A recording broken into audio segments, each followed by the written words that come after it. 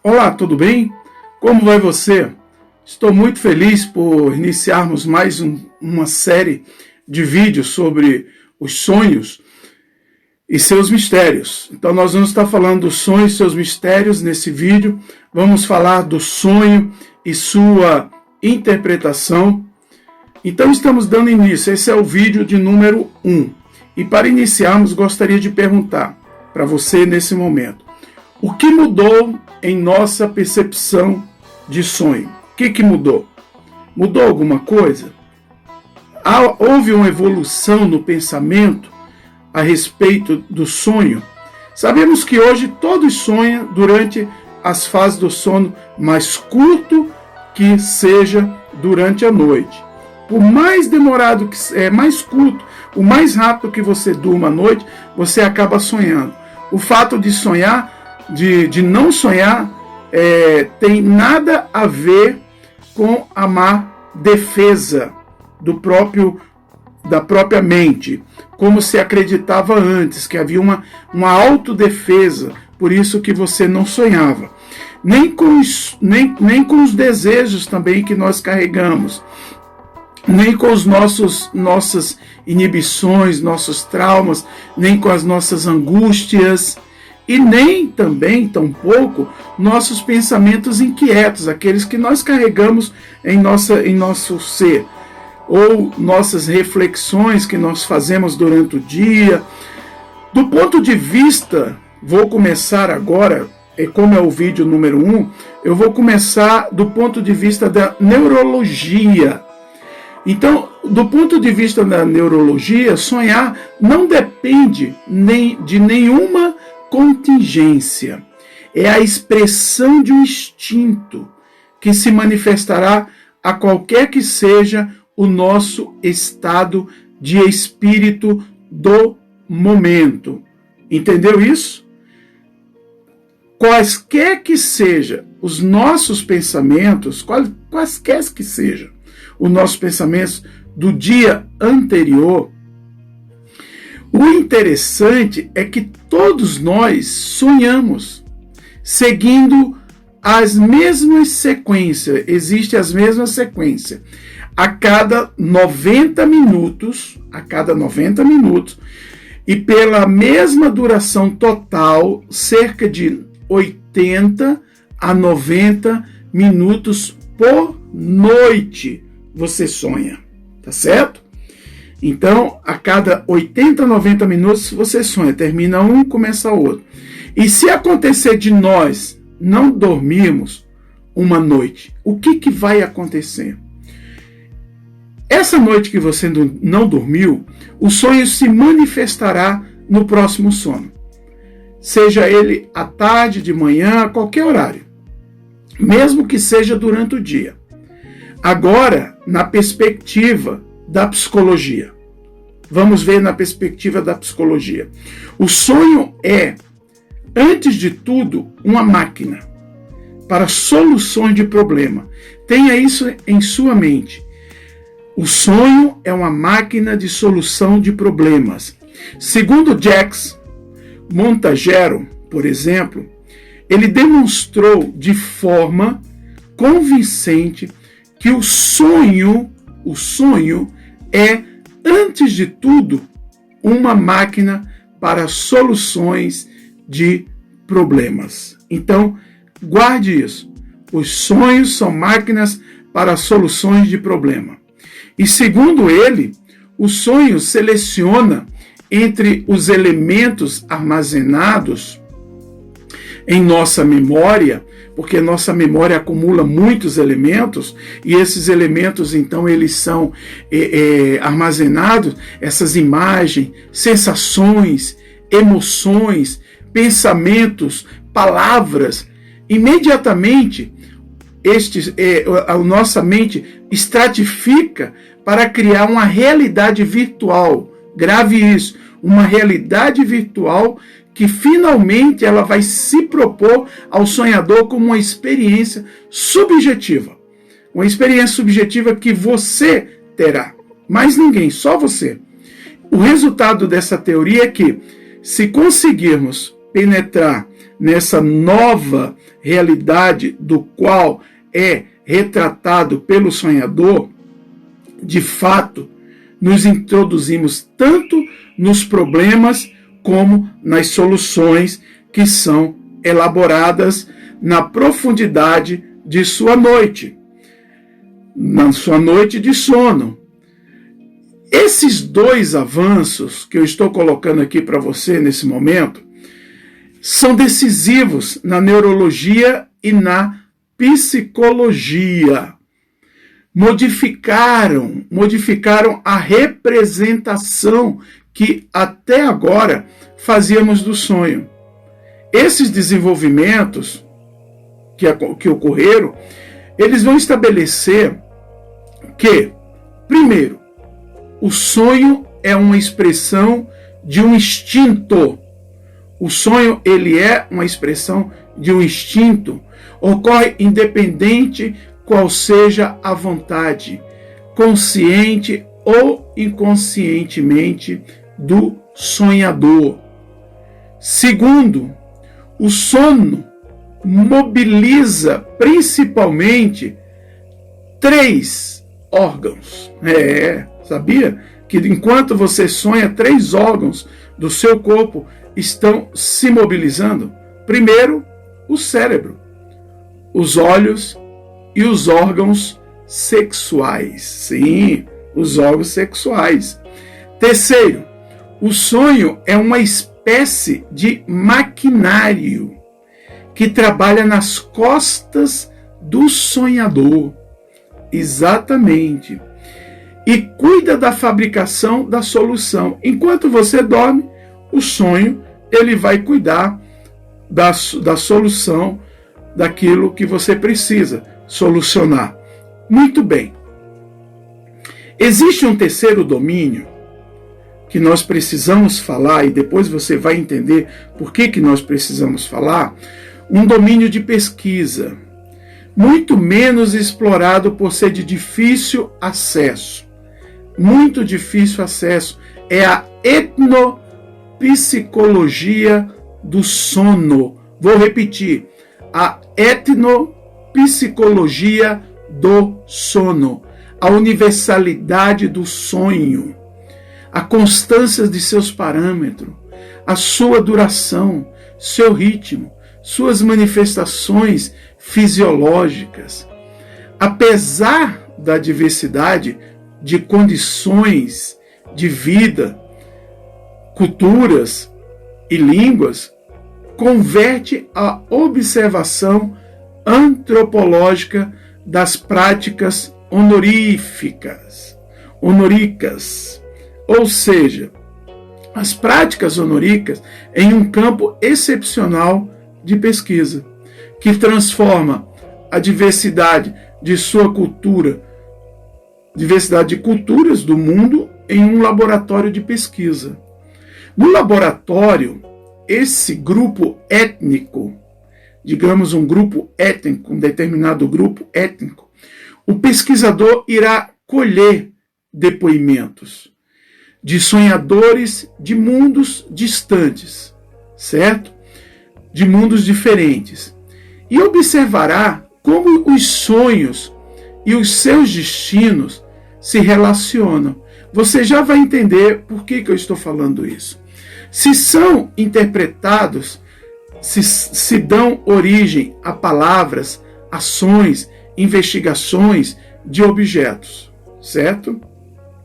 Organização de orações ou até mesmo rituais. O sono não é tratado da mesma forma na Sibéria. Agora está entendendo? Não é. Nem na Nova Zelândia, nem em Mali, nem na Etiópia ou em Paris. São tratados de forma diferente. Aqui no Brasil é de forma diferente. Nessa corrente, o que interessa é as diferenças. O que interessa, os conceitos, as perspectivas, os dispositivos técnicos. Se identifica as ideias que organizam a leitura do sonho. A leitura que vamos fazer. A forma como cada cultura, cada tradição permite que flua para o mundo real. Você entendeu? Como uma cultura indígena ele permite que flua para o mundo real esse sonho que ele teve. O pesquisador ele está interessado nas ideias, nas práticas e técnicas de tratamento do sonho. Em muitos mundos, o sonho é um fenômeno coletivo e não privado. Por Carl Jung, ele já dizia, estamos conectados no inconsciente um com o outro. Coletivo porque está, em princípio, nas circunstâncias de sua produção. Pensemos por um momento, agora, por um instante, no campo das noites dos aborígenes da Venezuela e do Paraguai, nas redes da Amazônia ou nas cabanas bem compridas lá da Indonésia ou da Polinésia, por exemplo. Os sonhadores, eles estão próximos um dos outros. Por exemplo, se você vê os índios, eles dormem naquelas ocas. Então eles armam suas redes ali, estão bem próximos. Isso influencia. Os sonhadores estão próximos um do outro. Sonhar quase sempre é encontrar um terceiro. Grave isso. Sonhar é encontrar um terceiro. O sonho é, neste caso, antes de mais nada, um espaço de mediação. É um espaço de mediação. O sonho não pode ser de forma alguma a fotografia de um passado, algo do passado. O sonho busca soluções, imagina novos universos. É assim, necessariamente, o prenúncio de um futuro. O fato de ser um futuro hipotético, cujo advento devemos alcançar por meio de palavras e ações. São as palavras e ações. Não muda nada sobre o fato de que o sonho tende para o amanhã. O sonho é para o amanhã, como um corpo atraído pela força do sol. Nós somos atraídos pela força do sol. Assim é o sonho, ele nos atrai. O sonho é literalmente visão. Quando você sonha, você tem visão. E como essa visão presagia um tempo futuro, devemos chamá-lo de pré-visão. Então nós estamos tendo uma pré-visão, visão antecipada, se você também quiser colocar dessa maneira, não tem problema. Você pode colocar uma visão antecipada, se quiser. Desde que uma palavra, entenda muito bem isso, desde que uma palavra permita que ela flua para o mundo. Você precisa permitir que uma palavra flua para o mundo. Essa palavra que segue o sonho, que ordena, que também constrói, é sem dúvida também uma palavra que se abre. Só pode ser predição. É por isso que não importa o quanto os textos retrocedam das chaves dos sonhos, dos papiros egípcios antigos, lá no 2º milênio antes de Cristo, bem antes, eles já naquela época, eles já estudavam os sonhos. Eles queriam saber o que os sonhos estavam querendo dizer. Dos guias babilônicos descobertos lá na tabuinhas da biblioteca de Assurbanipal no século 7 a.C. Os sonhos, você que me assiste agora, os sonhos, eles precedem o futuro. Grave isso. Por isso a importância do nosso curso, desse curso que nós estamos fazendo aqui. O sonho precede o futuro. A palavra evocada pelo sonho geralmente assume a forma. Você sonhou isso, então vai acontecer com você. Se você sonhou, vai acontecer. Agora, cabe a você interpretá-lo ou pedir a alguém. Também aprendi que dormir é movimento. Enquanto você dorme, você está em movimento. É um maquinário em ação que busca incessantemente, que escolhe, combina, que experimenta, que olha por um tempo. O que produziu e recomeça, devolve as cartas. Escolhe, recompõe, propõe e olha. E assim por diante. Ele está constantemente, o sonho, fazendo hipóteses para o dia que virá. Ele está. O que você sonha ali já é uma hipótese do que foi feito e apresentado para você. Pelo próprio fato de ser um movimento que não possui nenhum mecanismo interno que lhe permita interromper-se, encontrar uma solução deixada a si mesmo. Talvez você não esteja entendendo agora, mas logo na continuação você vai entender. Não se preocupe. Esse movimento, ele repetirá suas investigações indefinidamente. Eu estou falando isso do movimento do sonho. Enquanto você dorme, o sonho está trabalhando, ele está se movimentando. É por isso que o sonho convoca por uma espécie de demanda própria. Uma palavra externa que lhe permite fluir para o mundo. Nós, na sequência, vamos ver exemplos disso, tá? É que agora nós estamos focados em uma situação. Então, se você me perguntar o que é um sonho, pergunte para mim, o que é um sonho? Eu responderei. O sonho é uma atividade mental que começa no meio da noite. Isso é o sonho. É uma atividade mental que começa no meio da noite, continua silenciosamente durante as horas de vigília, até que eu encontre um terceiro. Olha que interessante isso, né? Até que eu encontre um terceiro com a palavra para a qual foi realizado. Este terceiro, como sabemos, é o intérprete do sonho. É aquela pessoa que você confia e que você vai pedir para interpretar. É o onirocrítica. O onirocrítica, como era chamado nos tempos da Grécia Antiga. Os onirocrítica.